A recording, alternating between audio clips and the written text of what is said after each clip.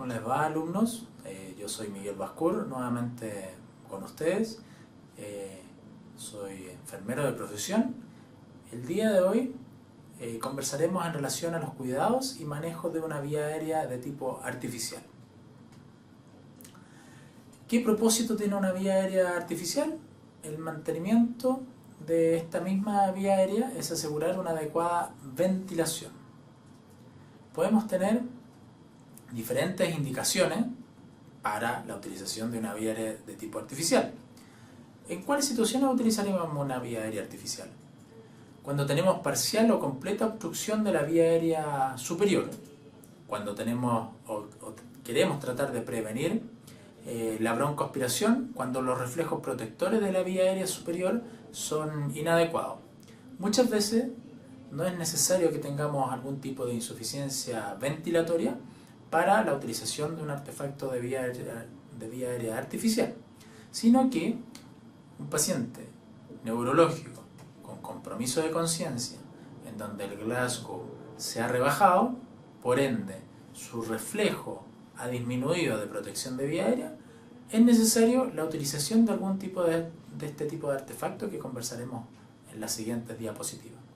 También para facilitar la remoción de secreciones. Muchas veces hay pacientes que no tienen un adecuado control de secreciones y por las mismas es necesario utilizar una vía aérea de tipo artificial. Y también cuando nosotros queremos, ya sea para algún tipo de pabellón, algún tipo ya franca de insuficiencia ventilatoria o respiratoria, cuando queremos utilizar algún tipo de ventilación mecánica, podemos utilizar algún tipo de estos dispositivos.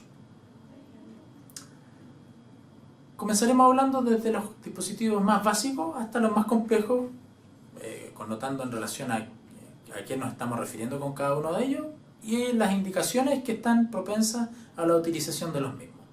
El primero es la cánula orofaringia, o más conocida como cánula Mayo.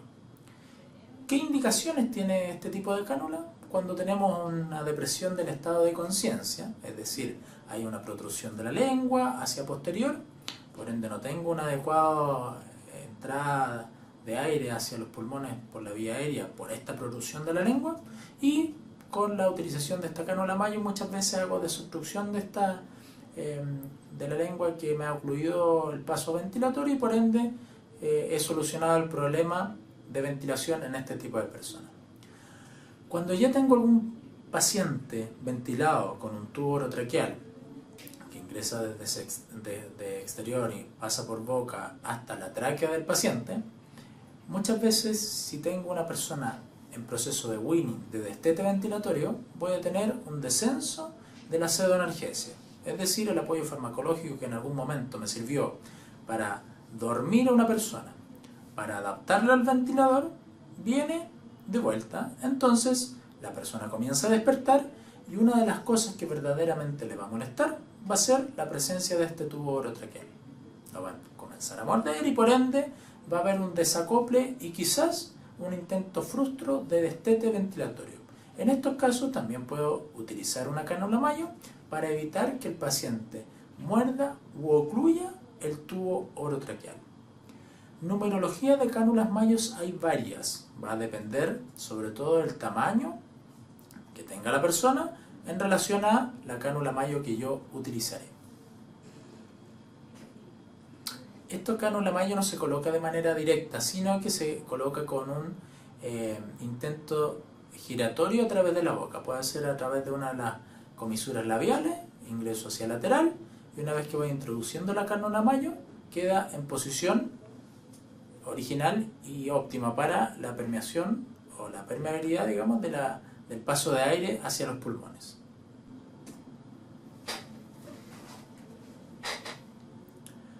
Otro artefacto que nosotros podemos utilizar es la cánula nasofaringia. ¿Cuándo utilizamos nosotros la cánula nasofaringia? También en pacientes que tienen una depresión del estado de conciencia, como en la indicación de la cánula Mayo, cuando está contraindicada la utilización de la cánula Mayo. ¿Y cuándo está contraindicada la utilización de la misma? Cuando nosotros por lo general tenemos algún tipo de injuria maxilofacial, ya sea superior o inferior, uno trataría de desestimar la utilización de la cánula mayo en pro de la utilización de la cánula nasofaríngea, obteniendo el mismo resultado. Otro artefacto que nosotros podemos utilizar como vía aérea artificial es el conocido tubo endotraqueal u orotraqueal. Este tubo orotraqueal, como ustedes pueden ver acá, consta de un tubo que tiene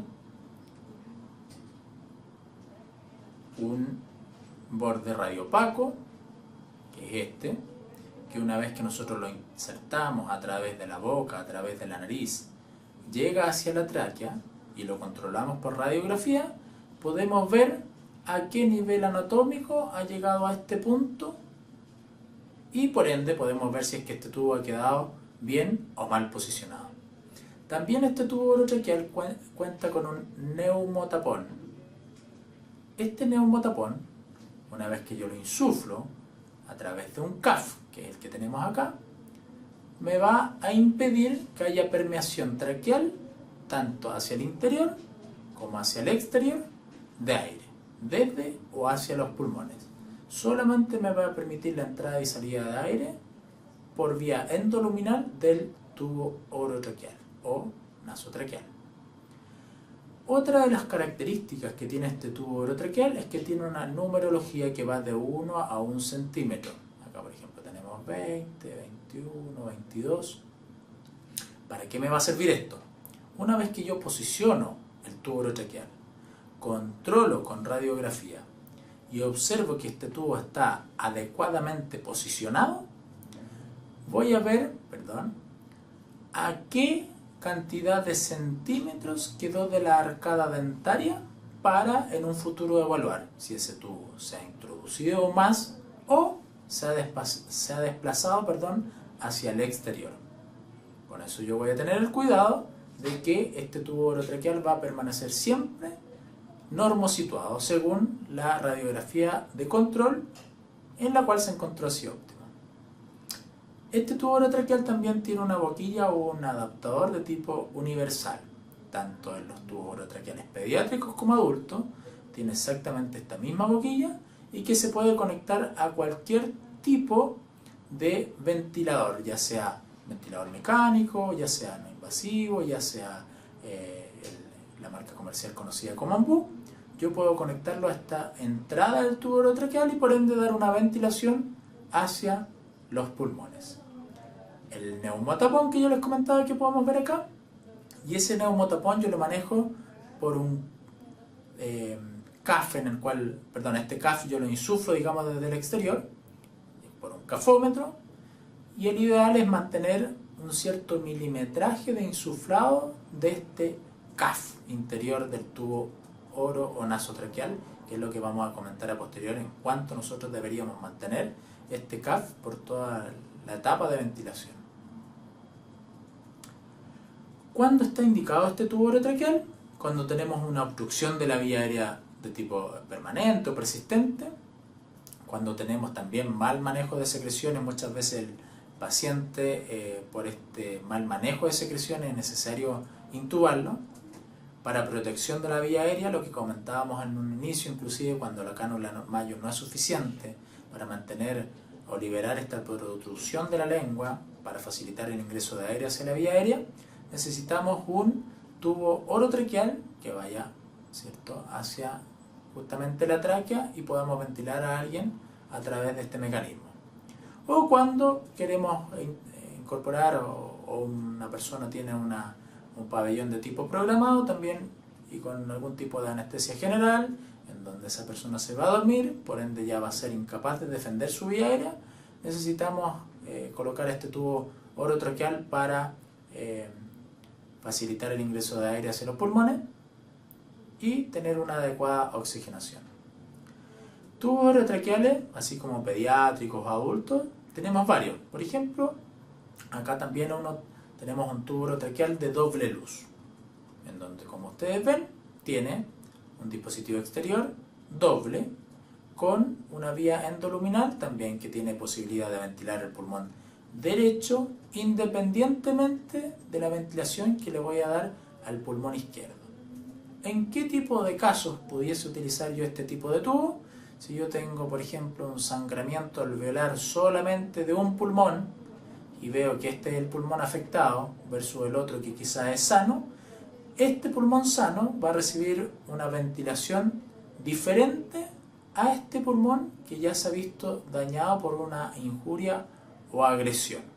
En este tipo de casos es conveniente utilizar un tubo orotraqueal de doble luz, en donde cada uno de los pulmones va a ser ventilado de manera independiente. Como ustedes ven, aquí tengo un neumotapón, aquí tengo otro neumotapón, y cada uno de estos corrugados exteriores puedes utilizar un ventilador inclusive diferente para ejercer esta ventilación diferencial en este tipo de casos. Tubo nasotraqueal.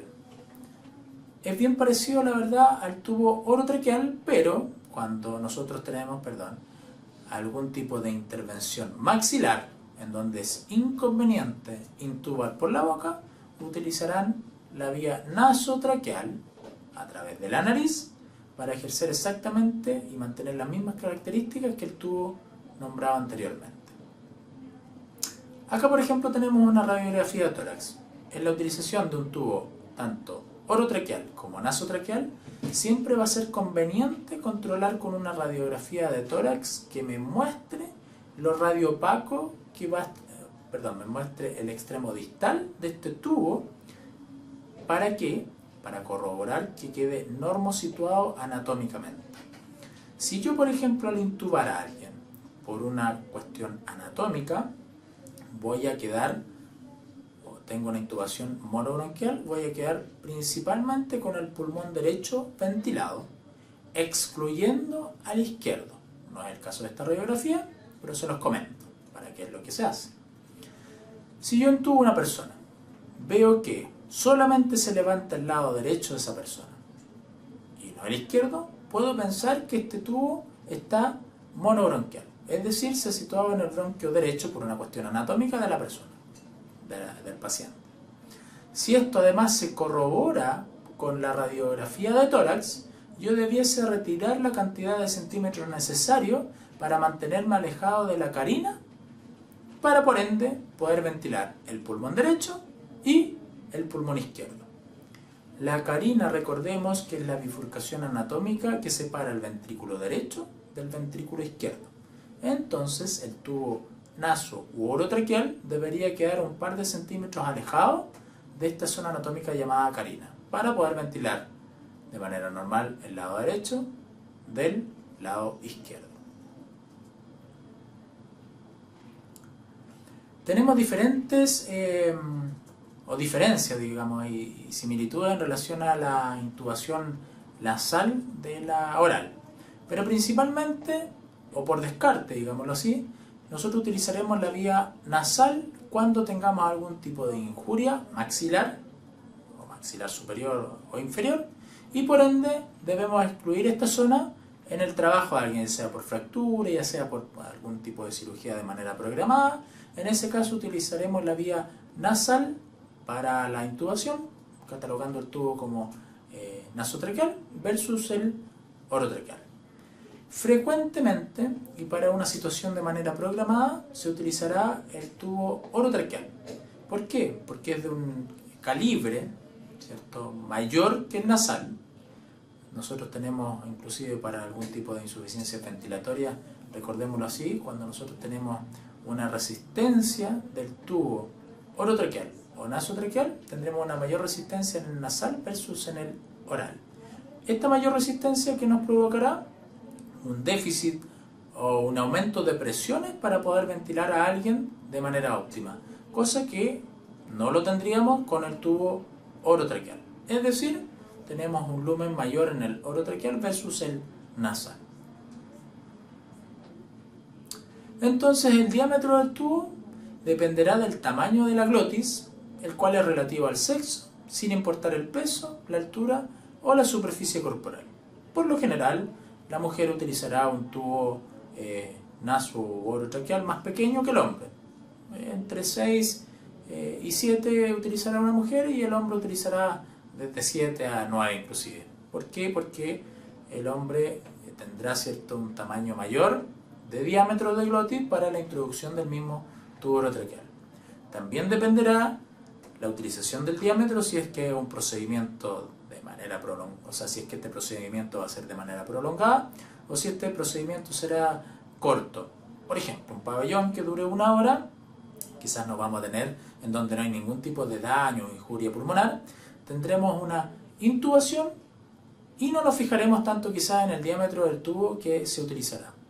Versus si tenemos, por ejemplo, un paciente con una falla ventilatoria en donde la causa de la intubación fue esta falla ventilatoria y en donde además, adelantándonos los hechos, quizás este paciente vaya a requerir una fibrobroncoscopía, el fibrobroncoscopio tiene un diámetro que no pasa por un tubo orotraqueal o nasotraqueal de un lumen pequeño. ¿Qué complicaciones tenemos asociadas a la intubación endotraqueal? Bueno, primero lo podemos dividir, ¿cierto?, en una primera instancia durante el proceso. Antes de intubar a alguien, la persona puede presentar vómitos y posible aspiración de este vómito. Por eso sería muy adecuado que, si esta intubación es de manera programada, nosotros dejáramos en régimen cero a la persona, ya sea alimentación de manera autónoma por vía oral, si es que por ejemplo va a tener un pabellón, o si es que está hospitalizado a través de una sonda y está recibiendo algún tipo de alimentación enteral por la misma, hacer una suspensión previa, repito, si es que esta intubación es de manera programada, para evitar justamente esto, para evitar que la persona vomite y este vómito pueda ser aspirado hacia la vía aérea. También, ¿qué tipo de complicación podemos tener? Trauma. Recordemos que no todas las vías aéreas son de manera asequibles, de manera óptima. Eso nos va a llevar a que la intubación pueda ser un poco más dificultosa y por ende podemos ocasionar algún tipo de daño a nivel de vía aérea para la intubación propiamente tal. Cuando nosotros estamos o previo a esta intubación se requiere preoxigenar a la persona, ya sea con un ampú o algún otro dispositivo que contemos previo a esta intubación. Si es que esto yo no lo hago de manera óptima o yo pasé los medicamentos necesarios para facilitar esta intubación, pero por ende se perdió el reflejo de ventilación autónoma de la persona y se ha traspasado el tiempo entre la administración de estos fármacos y la intubación final, puede haber presencia de hipoxemia o desaturación. Esta desaturación me va a llevar o me va a conllevar una pérdida de oxigenación, tanto a nivel cerebral como a nivel cardíaco. Esta pobreza de oxígeno a nivel cardíaco puede llevarme también a sufrir algún tipo de arritmia. El corazón, una de las cosas que me demanda a mí para funcionar, es alta demanda, valga la redundancia, de oxígeno. Al haber pobreza del mismo, puede conllevar y ocasionar algún tipo de arritmia previo a la intubación. También lo que conversábamos anteriormente es que esta intubación puede verse hacia nivel, o puede verse de manera selectiva hacia el bronquio derecho, por una cosa de tipo anatómica. Y otra de las cosas que también no podemos descartar es que esta intubación pueda caer hacia esófago. O sea, yo trato de que este tubo pase por las cuerdas vocales y llegue hacia tráquea para que ventilar vía aérea o hacia los pulmones, pero yo en este caso estoy intubando hacia el estómago, por ende este tubo está cayendo hacia esófago. Puede ser una complicación previa y me puede conllevar a todas las anteriores, es decir, desoxigenación, desaturación, algún tipo de arritmia, hipotensión, descompensación hemodinámica. Una de las maneras para asegurarse de manera rápida y óptima es quizás la utilización del capnógrafo. Y como conversábamos también en clases anteriores, este capnógrafo es un dispositivo que mide la cantidad de CO2 que se expira por este tubo. El CO2 es producido por los pulmones. Si es que yo este tubo lo tengo situado a nivel pulmonar, voy a tener una medición continua de CO2 o presencia del mismo. Si es que yo por ABC motivo este tubo cayera esófago, por ende hacia estómago, no voy a tener producción de CO2. Entonces no voy a tener una lectura de CO2 expirado. Y con eso yo puedo corroborar que el tubo orotraqueal no ha quedado a nivel pulmonar, sino que ha quedado a nivel de esófago. Podemos tener entonces varias complicaciones, además de antes del procedimiento, durante la permanencia del mismo tubo orotraqueal. Por ejemplo, como ya hemos comentado, nos va a servir para ver si el tubo está normosituado o no, la cantidad de centímetros de la arcada dentaria a la cual se encuentra el tubo. Esto va a ser corroborado o descartado también con una radiografía de tórax. Nuestro paciente, no por el hecho de intubarlo, va a permanecer quieto desde la intubación hasta que yo lo extube. Muy por el contrario, va a requerir cambios de posición, controles de radiografía de tórax, ida de escáner, por ende yo lo voy a movilizar. Y estas mismas movilizaciones del paciente me pueden llevar a un desplazamiento, tanto de introducción como una salida del mismo tubo orotraqueal desde la numerología óptima que se consideró desde los centímetros de la carina en la cual se intubó esa persona. También puedo tener una intubación selectiva hacia el bronquio derecho. Recordemos que por una cosa anatómica, mi bronquio derecho tiene una inclinación predominante por sobre el izquierdo, entonces preferentemente cuando se hace una intubación monobronquial se hace hacia el pulmón derecho. Y eso se puede también corroborar o descartar con una radiografía de tórax. Yo al intubar a alguien estoy ejerciendo un tipo de presión sobre la misma faringe o la tráquea, por lo que puedo provocar algún tipo de erosión o necrosis. Además, voy a tener un neumotapón, que ese neumotapón va a ser las veces de evitar que haya fuga desde los pulmones hacia el exterior y que, muy por el contrario, hayan secreciones que puedan ingresar hacia la vía aérea. Pero también a una presión adecuada que no me genere algún tipo de ulceración a este nivel. El tubo orotraqueal también, por una cosa irritante, me puede producir edema faríngeo, me puede producir presión sobre los labios o la nariz en el caso de que sea una intubación nasotraqueal. El tubo orotraqueal no es rígido total, por lo que puede también tener algún tipo de acodaduras. Como ya hemos comentado en clases anteriores, si es que yo tengo una presión PIC por sobre los niveles que quizás el paciente mantenía basal, una de las cosas en las cuales yo me debo fijar en primera instancia es que este tubo se ha acodado o no. También puedo tener obstrucción del tubo orotraqueal, ya sea por las secreciones endoluminales o el biofilm que se va acumulando en el mismo tubo en el transcurso de los días. Este biofilm se suma, es decir, puede tener una cantidad X de biofilm el primer día de intubación orotraqueal donde va a ser casi escasa, pero ya al acontecer de los días en que esta persona permanece con un tubo orotraqueal, este biofilm va a ir creciendo en el interior del tubo y en algún minuto pudiese, hasta inclusive, dependiendo de la cantidad de secreciones y de las características de la misma de la persona, obstruir el tubo orotraqueal. También puedo tener o me puede provocar la permanencia de este tubo orotraqueal una puerta de entrada para algún tipo de infección como es la sinusitis. Y otra cosa que a la que en ningún momento nosotros querríamos llegar, que de manera no programada este tubo orotraqueal se extraiga o se produzca una autoextubación. Una vez que yo bajé los niveles quizás de sedoanalgesia en una persona en el cual se encuentra con winning ventilatorio para el destete propiamente tal, este tubo molesta y molesta bastante. Por eso va a ser muy atingente que yo utilice algún tipo de sujeción, además de la farmacológica, algún tipo de contención quizás física, de acuerdo al tipo de paciente que yo esté tratando, para evitar este tipo de sucesos. Otra de las cosas también que yo me puedo encontrar como complicaciones de la intubación endotraqueal después de la extubación es espasmo o edema laringio. No es inhabitual que nosotros una vez que extubemos a alguien, retiremos este tubo orotraqueal o nasotraqueal, la persona presenta este tipo de espasmo. Este tipo de espasmo lo que va a provocar es un cierre parcial, ojalá, pero que también puede llegar a total, de la vía aérea. Y no se soluciona con medidas más que, por ejemplo, algún tipo de nebulización post-extubación, algún tipo de medicación tanto corticoide, o finalmente, inclusive a casos tales como la reintubación del mismo paciente.